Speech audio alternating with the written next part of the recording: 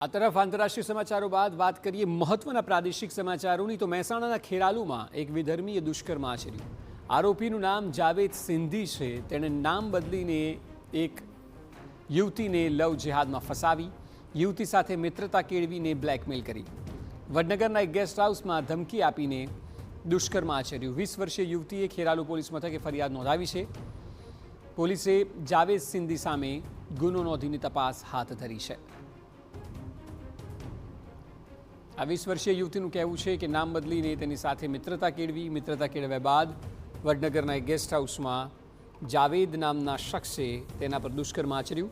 હવે 20 વર્ષીય યુવતીએ પોલીસ ફરિયાદ નોંધાવી છે અને હવે જાવેદ વિરુદ્ધ પોલીસે તપાસના ચક્રો ગતિમાન કર્યા છે। પ્રાથમિક ફરિયાદ મુજબ નામ છુપાઈને તેની સાથે દુષ્કર્મ કરવામાં આવ્યું છે, સંબંધ બાંધવામાં આવ્યો, મિત્રતા કેળવવામાં આવી,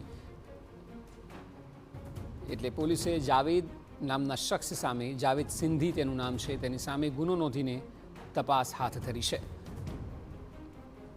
આ ઘટના મહેસાણાના ખેરાલુની છે કે જ્યાં વિધર્મીએ દુષ્કર્મ આચર્યું અને યુવતીને વડનગરના ગેસ્ટ હાઉસમાં લઈ જઈને દુષ્કર્મ આચરવામાં આવ્યું અને ત્યારબાદ તેને બ્લેકમેલિંગ પણ કરવામાં આવતું હતું।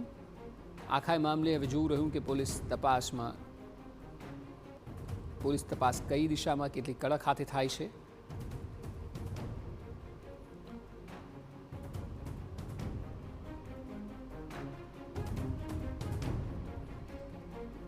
વધુ માહિતી આપી રહ્યા છે સંવાદદાતા મનીષ મિસ્ત્રી।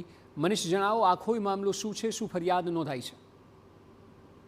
સમગ્ર જે ઘટના છે એ ખેરાલુની છે કે ખેરાલુ નજીક એક ગેસ્ટ હાઉસમાંથી એક વિધર્મી યુવક એક યુવતીને લઈ ગયો હોવાની માહિતી મળી હતી અને તેને ચાહીને સ્થાનિક જે શખ્સો કેટલાક લોકો છે એ આ સમગ્ર જે મામલો છે એમાં યુવકને પકડ્યો હતો અને યુવકને માર પણ માર્યો હતો। આ સમગ્ર મામલે 2 ફરિયાદ નોંધાઈ છે। એમાં જે પ્રથમ ફરિયાદ છે એમાં એક વિધર્મી યુવકે પોતાનું નામ બદલી અને યુવતીને ફસાવીને દુષ્કર્મ આચર્યાની ફરિયાદ છે। કે ઉલ્લેખનીય છે કે તાજેતરમાં જ 2 દિવસ પહેલા જ ગૃહપ્રધાન ડેપ્યુટી સીએમ એક નિવેદન આપ્યું હતું કે સલીમ સુરેશ બનીને જો દીકરીઓને ફસાવશે તો કડક કાર્યવાહી થશે અને આવી જ ઘટના ખેરાલુમાં સામે આવી છે, જેમાં આરોપી મોહમ્મદ જાવેદ નૂર મોહમ્મદ સિંધીએ પોતાનું નામ રાહુલ પટેલ જણાવી અને યુવતીની મિત્રતા કેળવી, ફસાવી અને ફોટો વાયરલ કરી દેવાની ધમકી આપીને બ્લેકમેલ કરીને દુષ્કર્મ આચર્યાની ખેરાલુ પોલીસ મથકે ફરિયાદ નોંધાઈ છે, જેમાં વડનગર નજીક રાધે ગેસ્ટ હાઉસમાં યુવતીને લઈ ગયો હતો અને બળાત્કાર ગુજાર્યો હોવાની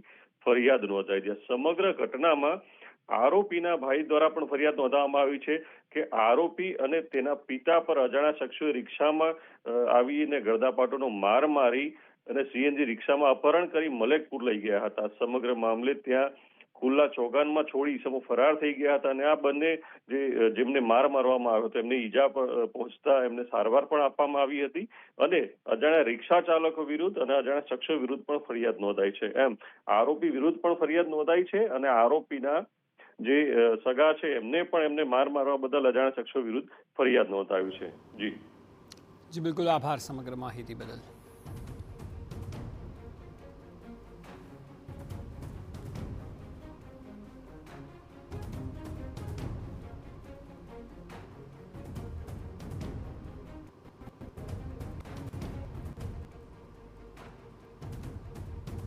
તો ખેરાલુમાં દુષ્કર્મના આરોપી અને તેના પિતા પર હુમલો થયો હોવાની ફરિયાદ પણ નોંધાઈ છે, એટલે અજાણ્યા ઇસમોએ મોહમ્મદ જાવેદ અને તેના પિતાને માર માર્યો તેવી ફરિયાદ પણ સામે કરવામાં આવી છે।